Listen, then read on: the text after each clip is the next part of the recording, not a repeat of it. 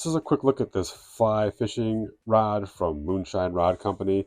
It comes in this really nice case. It's like a nylon texture to it. It's got a handle on it. This is the drifter model, a 7-weight, 9-foot version. It's got a nice zipper end on it to keep everything in place with a foam end to keep the pieces of the rod protected.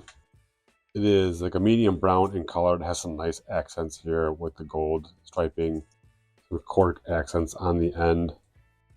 This rod is assembled in 4 sections. Each section is about 28 inches in length.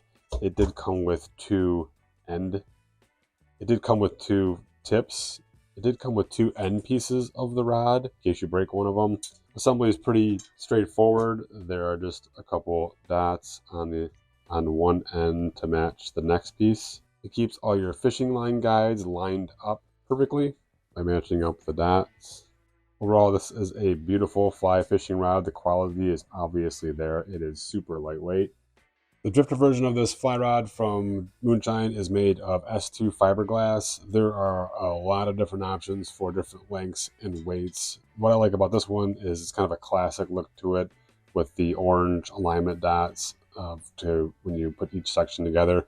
Also, one of the attractive parts of it is this wood accent here, this burl wood accent that kind of makes it stand out more in that traditional vintage look.